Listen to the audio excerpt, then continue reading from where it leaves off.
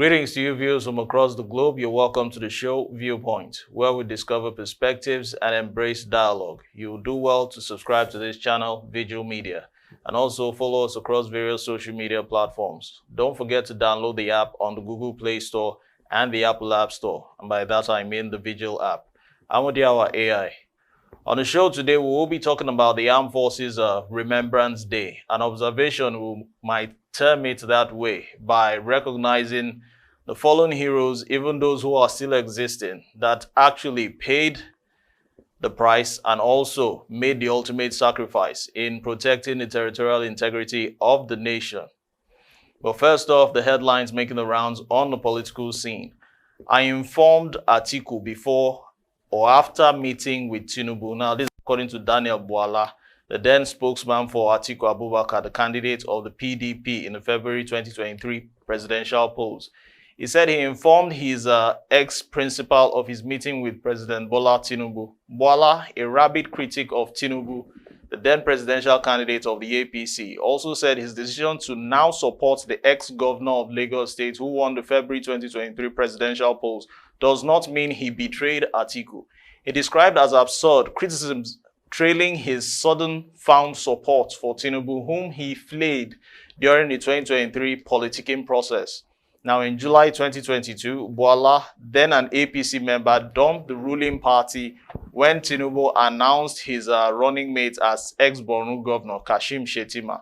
The lawyer and politician faulted Tinubu for his choice of a Muslim ticket as himself and quickly joined the campaign train of Atiku, a Muslim and ex-vice president, who chose a Christian as a running mate in the person of ex-Delta governor Ifeanyi Okowa.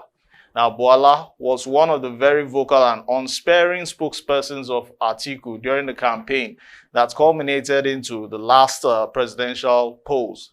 In any case, however, the lawyer shocked Nigerians just last week on Wednesday when he met with the president at the Aso Rock Villa in Abuja, Nigeria's political capital, and declared his unalloyed support for the chief executive, Tinubu here.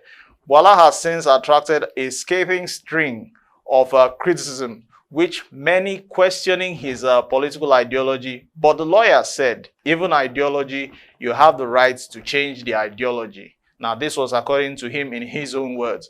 The lawyer said his job as Atiku's spokesperson or spokesman during the last campaign was that of a salesman with the sole responsibility of selling a product and demarketing competitors.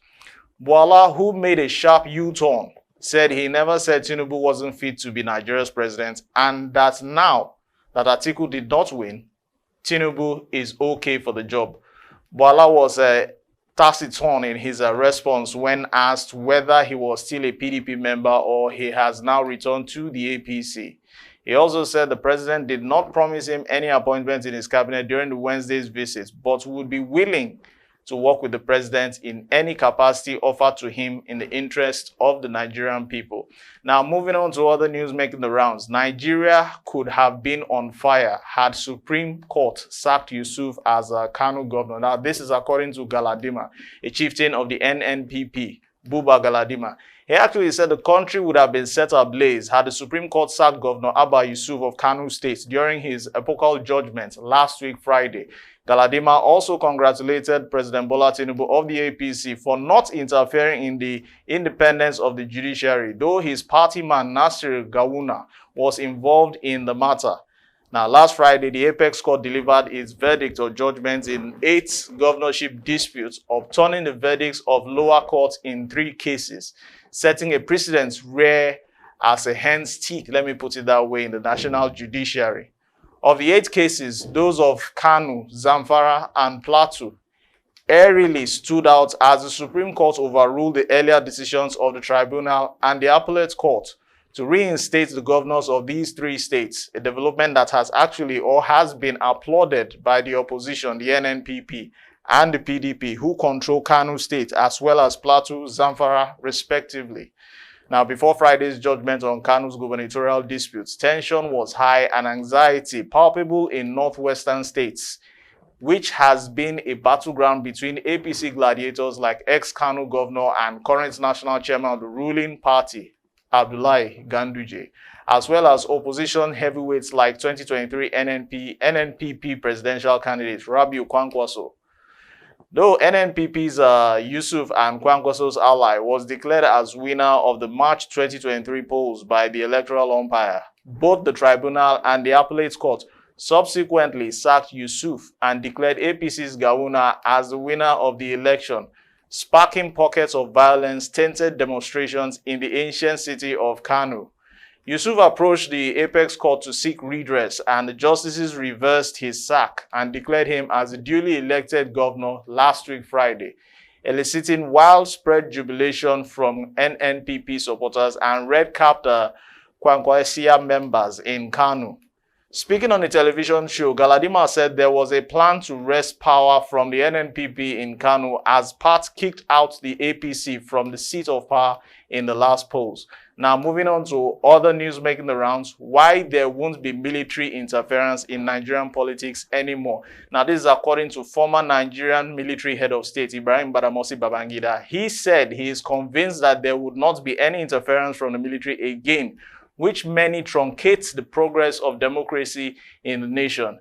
Nigeria witnessed a lot of military incursions in its politics after independence, with men in uniform ruling the country more years than civilians until 1999. Babangida was one of the military men that led the country during the period, ruling for 8 years from 1985 to 1993.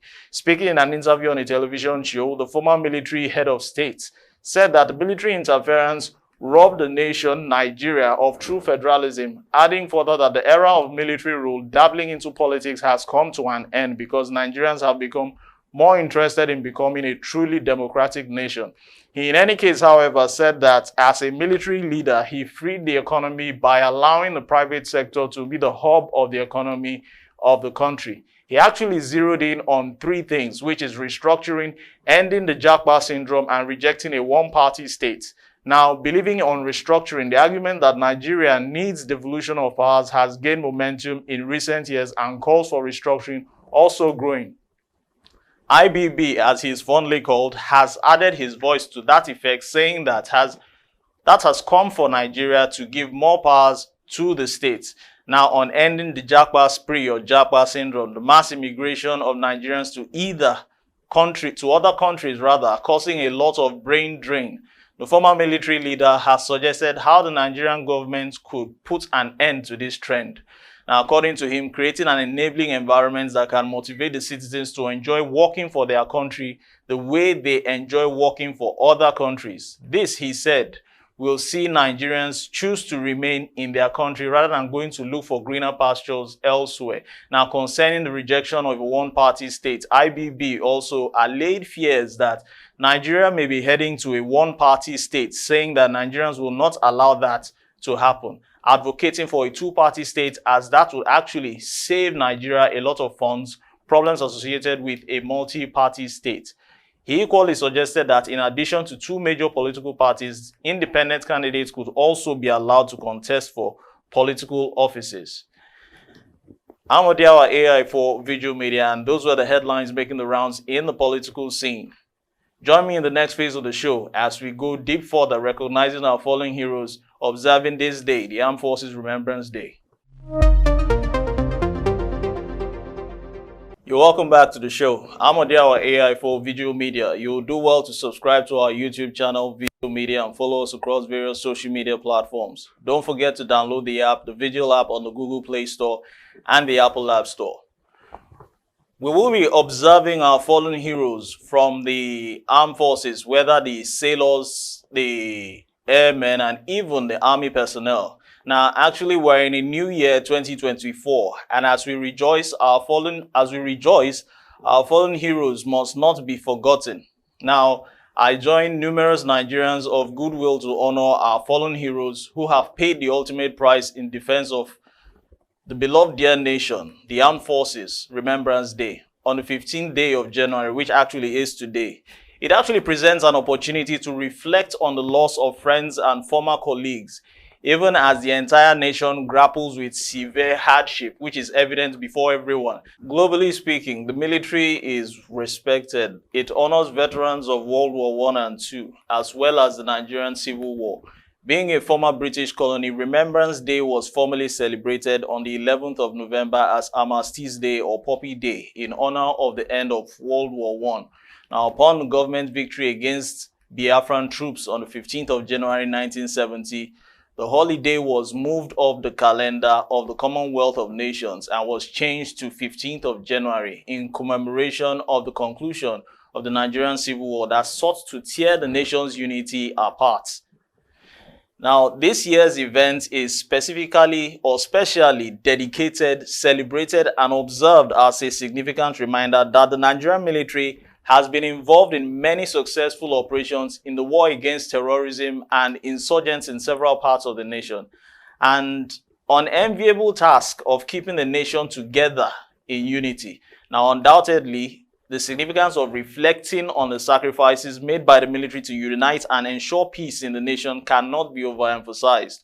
It is a day to set aside for sober reflections of the significance of the armed forces to the country. Now, coincidentally, the 1966 Nigerian coup d'etat also began on January 15, 1966, when Nigerian soldiers led by Chukwuma Kaduna Nziogo and Emmanuel Ifeajuna staged the first bloody coup d'etat. Unfortunately, many people had the impression that the coup was tribal in nature, in view of the way casualties were actually recorded. If we will recall, the likes of Tafawa Balewa was assassinated, Ahmadu Bello was assassinated, only one Igbo man by Nnamdi Azikiwe was still standing. Akintola was also assassinated. That was why it was viewed in this way. Now, since then, Nigeria has never been the same, with the seed of discord being sown even deeply into the marrow of Nigerians yet unborn. Nigeria has never attained anything near the dreams of the founding fathers and nationalists and fought for the independence of the nation. Now, again, the date was a turning point in Nigeria's history because it terminated the First Republic and initiated the crisis which actually culminated in the disastrous Civil War, 1967 to 1970 to be specific.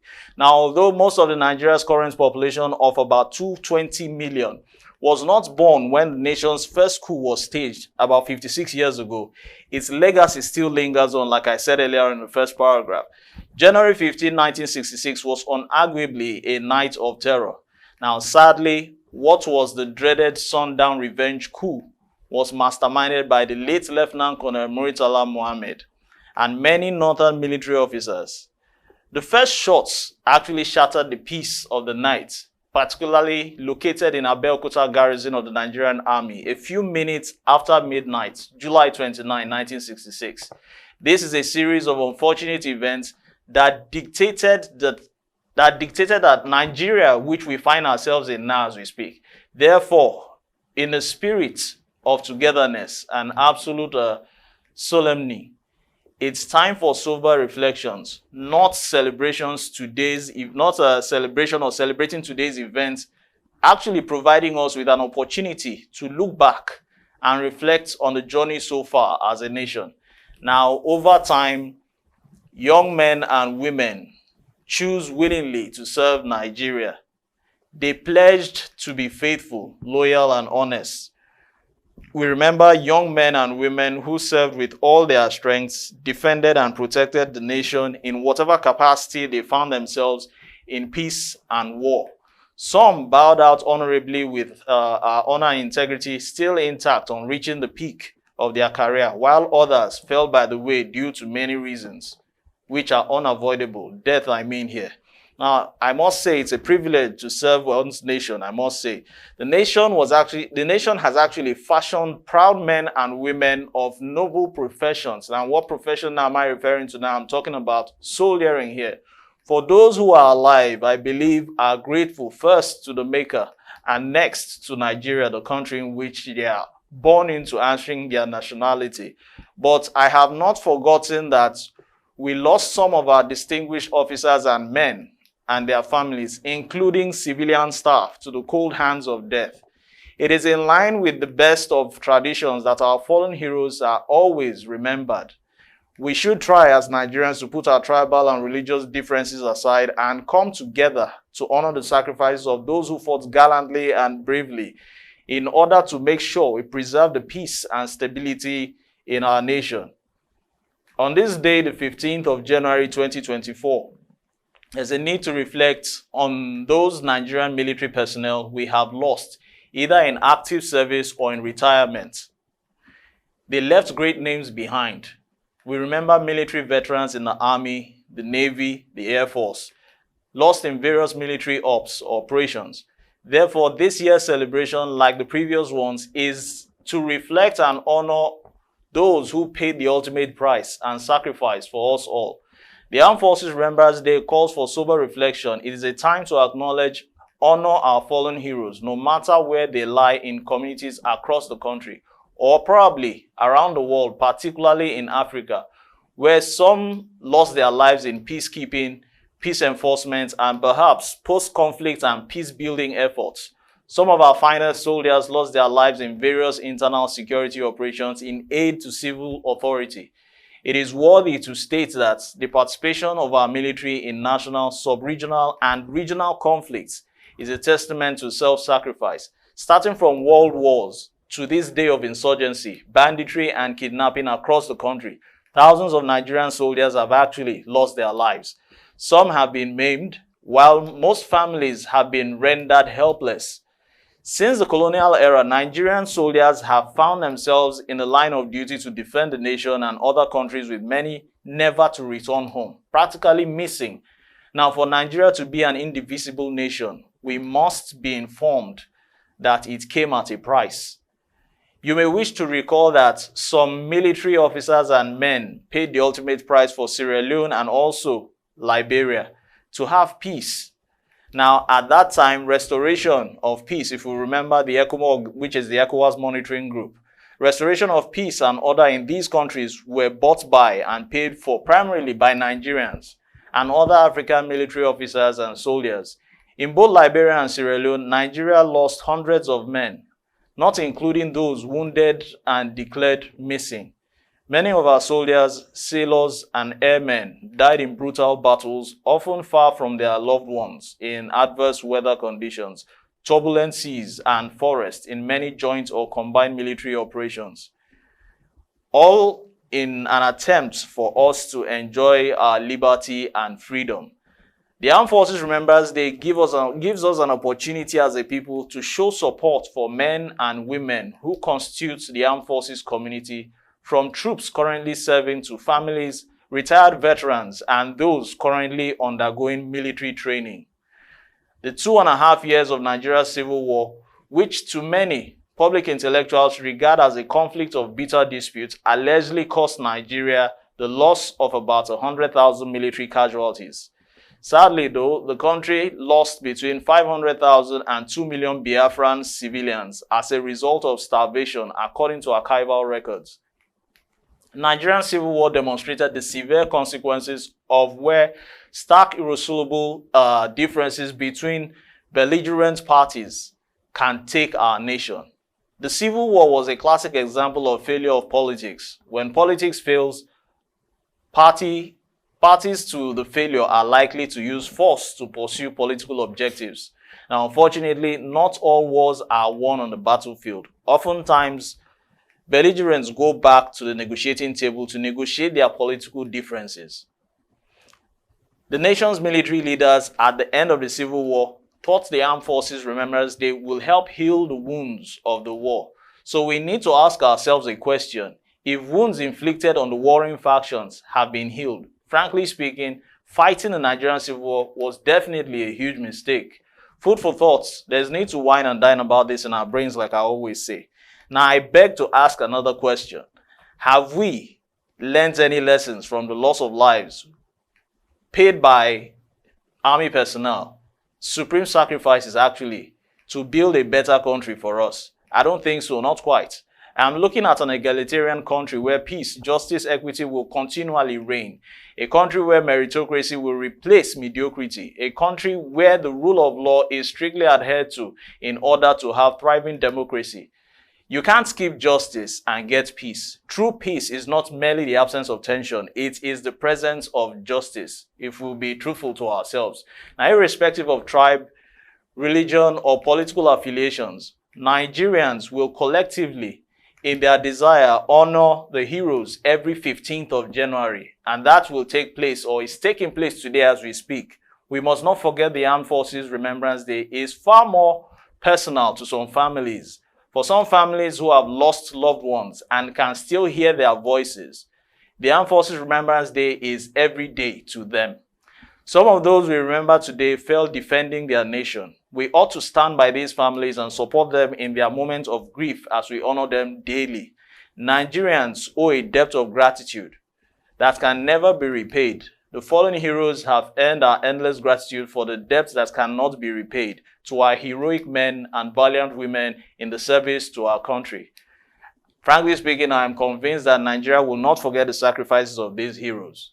It is against this backdrop that, as we celebrate this year's Armed Forces Remembrance Day, our fallen heroes, even in spirit of love and Nigerianity, if I may use that word, let us try to put our tribal, religious, or political differences aside and come together to honor the sacrifices of those who fought gallantly and bravely in order to preserve the peace and stability of our nation as we celebrate them.